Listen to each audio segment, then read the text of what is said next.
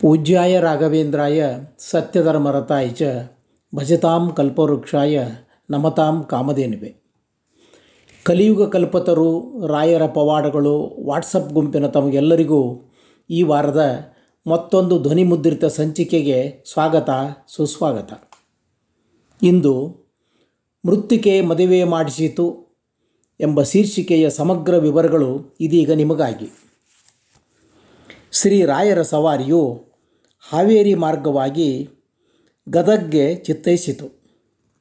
ರಾಯರು ಶ್ರೀ ವೀರನಾರಾಯಣನ ಸನ್ನಿಧಿಯಲ್ಲಿ ಕೆಲಕಾಲ ಸ್ವಾಶ್ರಮೋಚಿತ ಕರ್ಮ ಅನುಷ್ಠಾನನಿಷ್ಠರಾಗಿ ದೇವರ ದರ್ಶನ ಸೇವಾದಿಗಳಿಂದ ಮೋದಗೊಂಡರು.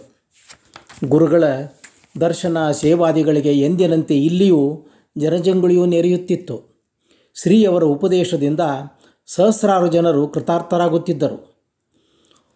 ರೋಗಾದ್ಯುಪದ್ರವ ಪೀಡಿತರು, ದರಿದ್ರರು, ದುಃಖಾರ್ತರು, ವಿವಿಧ ಕಾಮಿತಗಳನ್ನು ಅಪೇಕ್ಷಿಸುವ ಧಾರ್ಮಿಕರು, ತಮ್ಮ ಉದ್ಧಾರವನ್ನು ಬಯಸುವ ದೀನದಲಿತರಿಗೆ ಶ್ರೀಯವರ ಸನ್ನಿಧಾನ ಒಂದು ಯಾತ್ರಾಸ್ಥಳವಾಗಿತ್ತು.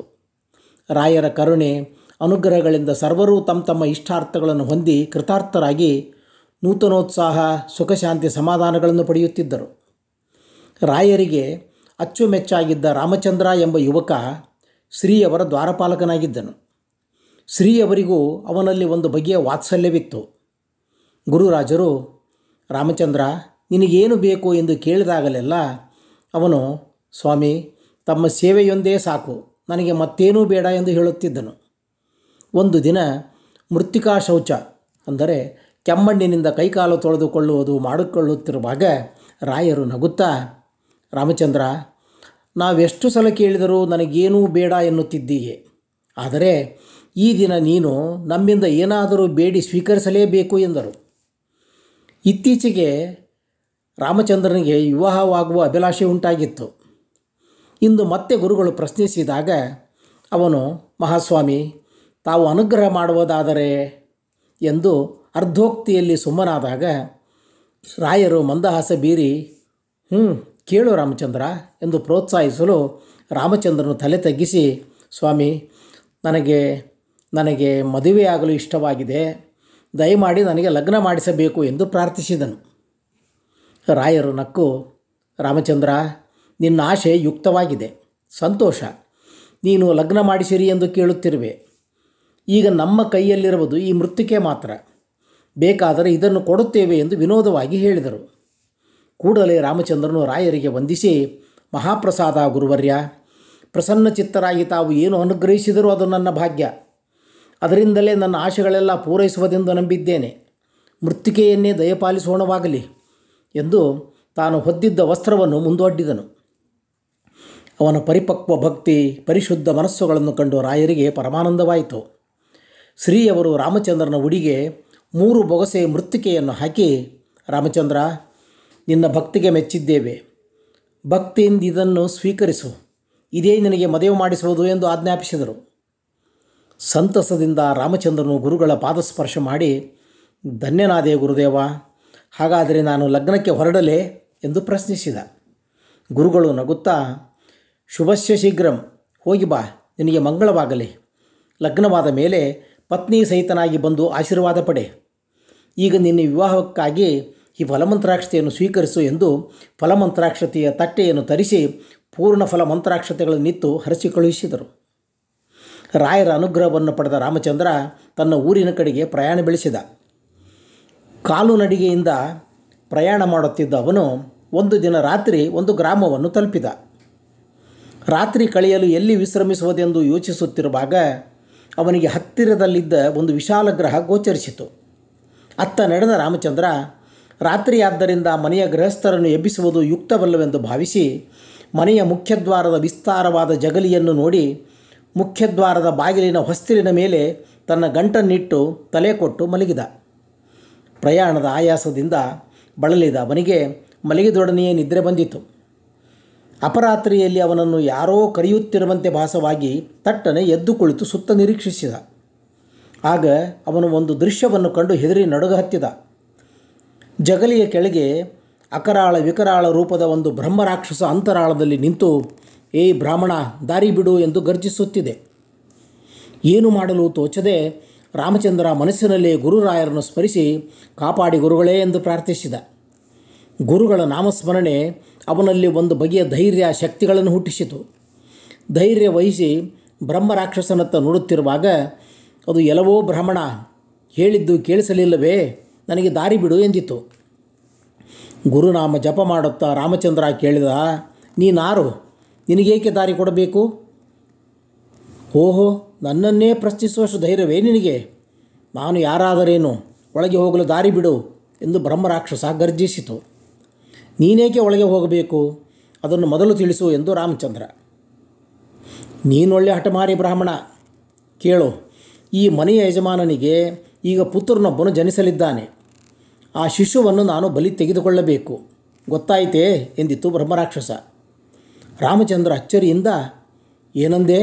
ಶಿಶುವನ್ನು ಸಂಹರಿಸಬೇಕೇ? ಆಹಾ, ಎಂಥ ಘನ ಕಾರ್ಯ ಮಾಡ ಹೊರಟಿದ್ದೀಯೇ, ಶಿಶು ಹತ್ಯೆ ಮಹಾಪಾಪವೆಂದು ನಿನಗೆ ತಿಳಿಯದೆ ಎಂದ. ಆಗ ಬ್ರಹ್ಮರಾಕ್ಷಸ, ಗೊತ್ತಿದೆಯಯ್ಯ, ಈತ ನನಗೆ ಮಾಡಿರುವ ಅನ್ಯಾಯಕ್ಕೆ ಈಗಾಗಲೇ ಈತನ 2 ಮಕ್ಕಳನ್ನು ಬಲಿ ತೆಗೆದುಕೊಂಡಿದ್ದೇನೆ. ಈಗ ಜನಿಸಲಿರುವ 3ನೇ ಸಂತಾನವನ್ನು ಕೊಂದರೆ ತನ್ನ ಹಗೆ ತೀರುವುದು. ದಾರಿ ಬಿಡು ಎಂದು ಅವಸರಿಸಿತು. ಸ್ವಲ್ಪ ತಡೆಯಪ್ಪ, ಈ ಮನೆಯಾತನ ಮೇಲೇಕೆ ನಿನಗೆ ದ್ವೇಷ ಎಂದ ರಾಮಚಂದ್ರನ ಮಾತು ಕೇಳಿ ಬ್ರಹ್ಮರಾಕ್ಷಸ ಹೇಳತೊಡಗಿತು. ಅಯ್ಯ ವಿಪ್ರ, ದಾರಿ ಬಿಡುವುದನ್ನು ಬಿಟ್ಟು ಕಾಲಹರಣ ಮಾಡುತ್ತಿರುವೆಯಲ್ಲ. ಹೋಗಲಿ ಕೇಳು, ಹಿಂದಿನ ಜನ್ಮದಲ್ಲಿ ಈ ಮನೆಯ ಯಜಮಾನ ನನ್ನ 3 ಮಕ್ಕಳ ನಾಶಕ್ಕೆ ಕಾರಣನಾಗಿದ್ದಾನೆ. ಆಗ ನಾನು ಅನುಭವಿಸಿದ ದುಃಖ ಎಷ್ಟು ಹೇಳಿದರೂ ತೀರದು. ಆಗ ನಾನು ಕೋಪತಾಪಗಳಿಂದ ಹುಚ್ಚನಂತಾಗಿ ಇವನ ಮೇಲೆ ಸೇಡು ತೀರಿಸಿಕೊಳ್ಳಲೆಂದೇ ಆತ್ಮಘಾತ ಮಾಡಿಕೊಂಡೆ. ಅದರ ಫಲವಾಗಿ ಈ ರೂಪ ಪ್ರಾಪ್ತವಾಗಿದೆ. ನನ್ನ ಮಕ್ಕಳ ನಾಶಕ್ಕೆ ಕಾರಣನಾದ ಇವನನ್ನು ಎಂದೋ ಸಂಹರಿಸಬಹುದಾಗಿತ್ತು. ಅದು ನನ್ನ ಇಚ್ಛೆಯಲ್ಲ. ಮಕ್ಕಳನ್ನು ಕಳೆದುಕೊಂಡು ನಾನು ದುಃಖಿಸಿದಂತೆಯೇ ಇವನೂ ಪುತ್ರಶೋಕದಿಂದ ದುಃಖಿಸಬೇಕು. ಆಗಲೇ ನನಗೆ ತೃಪ್ತಿ. ದಾರಿ ಬಿಡು, ನನ್ನ ಕಾರ್ಯ ಮುಗಿಸಿ ಹೋಗುತ್ತೇನೆ. ಆಗ ರಾಮಚಂದ್ರನು, ಶಿಶು ಹತ್ಯೆ ಮಹಾಪಾಪ, ದೀರ್ಘದ್ವೇಷ ಒಳಿತಲ್ಲ. ಈ ಮನೆಯಾತ ಹಿಂದಿನ ಜನ್ಮದಲ್ಲಿ ನಿನ್ನ ಪುತ್ರರ ಮರಣಕ್ಕೆ ಕಾರಣನೆಂದು ನಿನ್ನಷ್ಟಕ್ಕೆ ನೀನೇ ತಿಳಿದು ಆತ್ಮಹತ್ಯೆ ಮಾಡಿಕೊಂಡು ಈ ಹೇಯವಾದ ಬ್ರಹ್ಮರಾಕ್ಷಸನಾಗಿ ಅಂಡಲಿಯುತ್ತಿದ್ದೀಯೆ. ಮತ್ತೀಗ ಶಿಶು ಹತ್ಯೆ ಮಾಡಿ ಈ ಕ್ಷುದ್ರ ರೂಪ ಶಾಶ್ವತವಾಗಿ ಉಳಿಯುವಂತೆ ಮಾಡಿಕೊಳ್ಳಬೇಡ. ಆದದ್ದಾಯಿತು. ಈ 1 ಸಂತಾನವಾದರೂ ಆತನಿಗೆ ಉಳಿದು ಅವನ ವಂಶ ಬೆಳೆಯಲಿ. ನೀನು ಹೊರಟು ಹೋಗು ಎಂದು ಹೇಳಲು ಕೋಪೋದ್ರೇಕದಿಂದ, ನನಗೆ ಬುದ್ಧಿ ಹೇಳುವಷ್ಟು ಧೈರ್ಯವೇ ನಿನಗೆ? ದಾರಿ ಬಿಟ್ಟುಬಿಡು, ಇಲ್ಲದಿದ್ದರೆ ನಿನ್ನ ಅವಸ್ಥೆ ನೆಟ್ಟಗಾಗಲಿಕ್ಕಿಲ್ಲ ಎಂದು ಬ್ರಹ್ಮರಾಕ್ಷಸ ಗರ್ಜಿಸಿತು. ರಾಮಚಂದ್ರ ಶಾಂತನಾಗಿಯೇ ಹೇಳಿದ, ಮಹಾಸಮರ್ಥನಯ್ಯ ನೀನು ಒಳಗೆ ಹೋಗಲು ನಾನೇಕೆ ದಾರಿ ಕೊಡಬೇಕು? ನಾನೇನು ನಿನ್ನನ್ನು ತಡೆಯುತ್ತಿಲ್ಲವಲ್ಲ. ನಿನಗೆ ಶಕ್ತಿ ಇದ್ದರೆ ಒಳಗೆ ಹೋಗು, ಅದಕ್ಕೆ ನನ್ನನ್ನೇಕೆ ಪೀಡಿಸುವೆ? ನೀನೇನು ನನ್ನನ್ನು ತಡೆಯುತ್ತಿಲ್ಲ ನಿಜ, ಆದರೆ ನಾನು ಒಳಗೆ ಹೋಗದಂತೆ ನೀನು ಹೊಸ್ತಿಲಿನ ಮೇಲೆ ಬೆಂಕಿಯ ಗಂಟನ್ನು ಇಟ್ಟಿರುವೆಯಲ್ಲ, ಅದನ್ನು ತೆಗೆದುಕೊಂಡು ಇತ್ತ ಸರಿ ಸಾಕು ಎಂದು ಬ್ರಹ್ಮರಾಕ್ಷಸ ಹೇಳಲು ರಾಮಚಂದ್ರ ವಿಸ್ಮಿತನಾದ. ಆಗ ಅವನಿಗೆ ಅರಿವಾಯಿತು, ಹೊಸ್ತಿಲಿನ ಮೇಲೆ ತಾನು ಶ್ರೀಯವರು ಅನುಗ್ರಹಿಸಿದ ಮೃತ್ತಿಕೆಯ ಗಂಟನ್ನಿಟ್ಟಿರುವುದು. ಬ್ರಹ್ಮರಾಕ್ಷಸನಿಗೆ ಅದು ಬೆಂಕಿಯಂತೆ ಕಾಣಿಸುತ್ತಿದೆ. ಆಶ್ಚರ್ಯ, ಇದು ಮೃತ್ತಿಕೆಯ ಮಹಿಮೆ. ಗುರುರಾಜರು ಜ್ಞಾನಿಗಳು, ಮುಂದಿನ ವಿಚಾರ ಅರಿತವರು. ಅಂತೆಯೇ ಅವರು ಈ ಮೃತ್ತಿಕೆಯನ್ನು ನನಗೆ ಕೊಟ್ಟು ಕಳಿಸಿದ್ದಾರೆ. ಶಿಶು ಹತ್ಯೆಯನ್ನು ತಡೆದು ಈ ಮನೆಯಾತನ ವಂಶಾಭಿವೃದ್ಧಿಯಾಗುವಂತೆ ಮಾಡುವುದೇ ಅವರ ಉದ್ದೇಶವಿರಬೇಕು. ಈ ಮೃತ್ತಿಕೆಯು ನನ್ನಲ್ಲಿ ಇರುವವರೆಗೆ ಬ್ರಹ್ಮರಾಕ್ಷಸ ನನ್ನನ್ನೇನೂ ಮಾಡಲಾರದು. ಹೇಗಾದರೂ ಮಾಡಿ ಜನಿಸಲಿರುವ ಶಿಶುವನ್ನು ರಕ್ಷಿಸಬೇಕು ಮುಂತಾಗಿ ಮನದಲ್ಲಿ ಯೋಚಿಸಿದ ರಾಮಚಂದ್ರ ಒಂದು ಹಿಡಿ ಮೃತ್ತಿಕೆಯನ್ನು ಕರದಲ್ಲಿ ಹಿಡಿದು ಓಂ ಶ್ರೀ ರಾಘವೇಂದ್ರಾಯ ನಮಃ ಎಂದು ಉಚ್ಚರಿಸಿ ಧೈರ್ಯವಾಗಿ ಮೃತ್ತಿಕೆಯನ್ನು ಬ್ರಹ್ಮರಾಕ್ಷಸನ ಮೇಲೆ ಎರಚಿಬಿಟ್ಟ. ಆಗೊಂದು ಅದ್ಭುತವೇ ನಡೆದು ಹೋಯಿತು. ಮೃತ್ತಿಕಾ ಸ್ಪರ್ಶವಾಗುತ್ತಲೂ ಬ್ರಹ್ಮರಾಕ್ಷಸ ಅಯ್ಯೋ ಸತ್ತೆ, ಬೆಂಕಿ, ಉರಿ ಉರಿ ಎಂದು ಅರಚುತ್ತಾ ಧಗಧಗನೆ ಉರಿದು ಭಸ್ಮವಾಗಿ ಹೋಯಿತು. ಅಷ್ಟು ಹೊತ್ತಿಗಾಗಲೇ ಮನೆಯಲ್ಲಿ ಯಜಮಾನನ ಪತ್ನಿಯು ಗಂಡು ಮಗುವನ್ನು ಪ್ರಸವಿಸಿದ್ದಳು. ಮನೆಯವರೆಲ್ಲರೂ ಯಾವಾಗ ಬ್ರಹ್ಮರಾಕ್ಷಸ ಬಂದು ಮಗುವನ್ನು ಕೊಲ್ಲುವುದೋ ಎಂದು ಭಯಗ್ರಸ್ತರಾಗಿದ್ದರು. ಅದೇ ಸಮಯಕ್ಕೆ ರಾಮಚಂದ್ರ ಬ್ರಹ್ಮರಾಕ್ಷಸರ ವಾಗ್ವಾದ ಕೇಳಿ ಮನೆಯ ಯಜಮಾನ, ಮಗುವು ಇನ್ನೂ ಜೀವಿಸಿಯೇ ಇದೆ, ಇದೇನು ಹೊರಗೆ ಯಾರೋ ವಾದಿಸುತ್ತಿರುವಂತಿದೆಯಲ್ಲ, ಅದೇನಿರಬಹುದು ಎಂದು ಕುತೂಹಲದಿಂದ ಕಿಟಕಿಯಿಂದ ಇಣಿಕಿ ನೋಡಿದ. ಅದೇ ಕಾಲಕ್ಕೆ ರಾಮಚಂದ್ರ ಮೃತ್ತಿಕೆಯನ್ನು ಎರಚಿದ್ದು ಬ್ರಹ್ಮರಾಕ್ಷಸ ಅರಚುತ್ತಾ ಉರಿದು ಭಸ್ಮವಾದುದನ್ನು ಕಂಡು ಆತ ಅಚ್ಚರಿಗೊಂಡ. ಸ್ವಲ್ಪ ಸಮಯದ ನಂತರ ಮನೆಯ ಬಾಗಿಲು ತೆರೆದು ಹೊರಬಂದ ಯಜಮಾನ ರಾಮಚಂದ್ರನಿಗೆ ಕೈ ಮುಗಿದು, ನೀವಾರೋ ಮಹಾನುಭಾವರು, ನನ್ನ ಮಕ್ಕಳನ್ನು ಬಲಿ ತೆಗೆದುಕೊಳ್ಳುತ್ತಿದ್ದ ಬ್ರಹ್ಮ ಪಿಶಾಚಿಯನ್ನೇ ನಾಶಪಡಿಸಿ ನನ್ನ ಸಂತಾನವನ್ನು ರಕ್ಷಿಸಿದ್ದೀರಿ, ನಿಮಗೆ ನಮೋ ನಮಃ ಎಂದರು. ರಾಮಚಂದ್ರ, ಸ್ವಾಮಿ, ನನಗೇಗೆ ನಮಸ್ಕರಿಸುವಿರಿ? ಇದರಲ್ಲಿ ನನ್ನ ಶಕ್ತಿ ಏನೂ ಇಲ್ಲ, ಇದೆಲ್ಲ ಮಹಾತ್ಮರಾದ ನನ್ನ ಗುರುಗಳಿತ್ತ ಮೃತ್ತಿಕೆಯ ಪ್ರಭಾವ ಎಂದನು. ಮನೆ ಯಜಮಾನ ವಿಸ್ಮಿತನಾಗಿ, ಸ್ವಾಮಿ, ನಿಮ್ಮ ಗುರುಗಳಾರು? ಅವರು ನಿಜವಾಗಿ ಮಹಾತ್ಮರು ಎಂದೆನಲು ರಾಮಚಂದ್ರನು, ಸ್ವಾಮಿ, ಜಗತ್ಪ್ರಸಿದ್ಧರಾದ ಶ್ರೀ ರಾಘವೇಂದ್ರ ಸ್ವಾಮಿಗಳೇ ನನ್ನ ಗುರುಗಳು, ಅವರೇ ನಿಮ್ಮ ಸಂತಾನ ರಕ್ಷಕರೆಂದು ತಿಳಿಯಿರಿ ಎಂದು ಹೇಳಿದನು. ಆಗ ಗೃಹಸ್ಥನು ಆಶ್ಚರ್ಯದಿಂದ, ಏನು, ಶ್ರೀರಾಯರು ನಮ್ಮ ಕುಲಗುರುಗಳಾದ ಶ್ರೀ ರಾಘವೇಂದ್ರ ಸ್ವಾಮಿಗಳವರ ಶಿಷ್ಯರೇ ನೀವು ಎಂದು ಹೇಳಿ ರಾಮಚಂದ್ರನನ್ನು ಮನೆಯೊಳಗೆ ಕರೆದುಕೊಂಡು ಬಂದು ಉಪಚರಿಸಿದನು.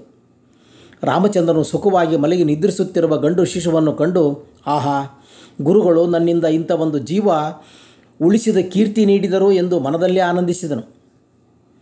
ರಾಮಚಂದ್ರ ಸ್ನಾನ ಸಂಧ್ಯಾವಂದನಾದಿಗಳನ್ನು ನೆರವೇರಿಸಿದ ಮೇಲೆ ತನ್ನ ಸಮಸ್ತ ವಿಚಾರಗಳನ್ನು ಮನೆಯ ಯಜಮಾನರಾದ ಗೋವಿಂದರಾಯರಿಗೆ ತಿಳಿಸಿದನು.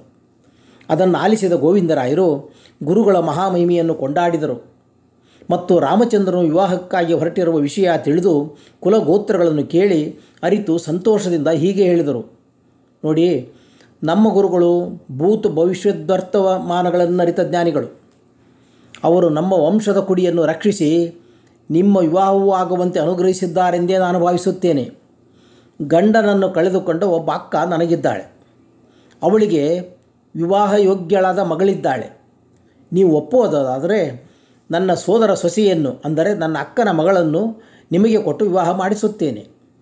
ಇದು ಗುರುಗಳ ಆಜ್ಞೆ ಸೇವೆ ಎಂದೇ ಭಾವಿಸುತ್ತೇನೆ ಎಂದರು.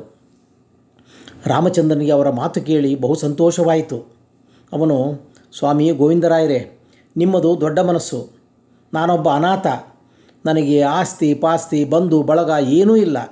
ನನ್ನಂಥವನಿಗೆ ನೀವು ಹೆಣ್ಣು ಕೊಡುವಿರಾ ಎನ್ನಲು ಗೋವಿಂದರಾಯರು, ನೋಡಿ ರಾಮಚಂದ್ರ, ಅನಾಥರಿಗೆ ನಾಥರಾದ ಶ್ರೀ ರಾಯರು ನಿಮ್ಮಲ್ಲಿ ಸುಪ್ರೀತರಾಗಿ ಅನುಗ್ರಹಿಸುತ್ತಿರುವಾಗ ಬೇರೇನು ಬೇಕು? ಆಸ್ತಿ ಪಾಸ್ತಿಗಳನ್ನು ನೋಡಿ ನಾವು ಹೆಣ್ಣು ಕೊಡುತ್ತೇವೆಂದು ಹೇಳುತ್ತಿಲ್ಲ. ಗುರು ಅನುಗ್ರಹವೇ ನಿಮ್ಮ ದೊಡ್ಡ ಆಸ್ತಿ. ನೀವು ಮಾಡಿರುವ ಉಪಕಾರಕ್ಕೆ ಏನು ಕೊಟ್ಟರೂ ಸಾಲದು. ನನ್ನ ಅಕ್ಕನಿಗೆ ಮನೆ ಜಮೀನುಗಳಿವೆ. ಅವಳಿಗೆ ಒಬ್ಬಳೇ ಮಗಳು. ನೀವು ಅವಳ ಕರಪಿಡಿದರೆ ಆ ಆಸ್ತಿಗೆ ನೀವೇ ಒಡೆಯರಾಗುತ್ತೀರಿ. ಇದರಿಂದ ರಾಯರ ಭವಿಷ್ಯವೂ ಸತ್ಯವಾಗಿ ಅವರ ಕಾರುಣ್ಯ ನಮ್ಮೆಲ್ಲರ ಮೇಲಾಗುವುದು. ನೀವು ಬೇರೇನೂ ಯೋಚಿಸದೆ ನನ್ನ ಸೋದರ ಸೊಸೆಯನ್ನು ವಿವಾಹವಾಗಿ ಸುಖವಾಗಿರಿ ಎಂದು ಹೇಳಿದರು.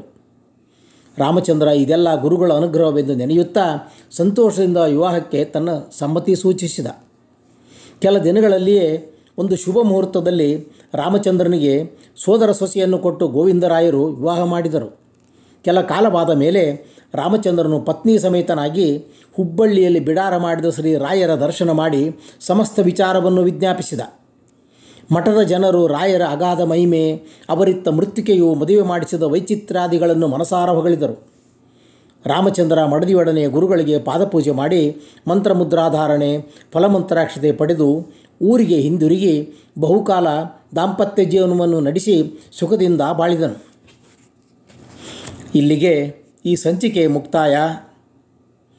ಮೃತಪೋತ ಪ್ರಾಣದಾತರು ಎಂಬ ಶೀರ್ಷಿಕೆಯ ವಿವರಗಳನ್ನೊಳಗೊಂಡ ಧ್ವನಿ ಸುರಳಿಯೊಂದಿಗೆ ಮುಂದಿನ ಗುರುವಾರ ಮತ್ತೆ ಬರುತ್ತೇನೆ. ಶ್ರೀ ಕೃಷ್ಣಾರ್ಪಣಮಸ್ತು.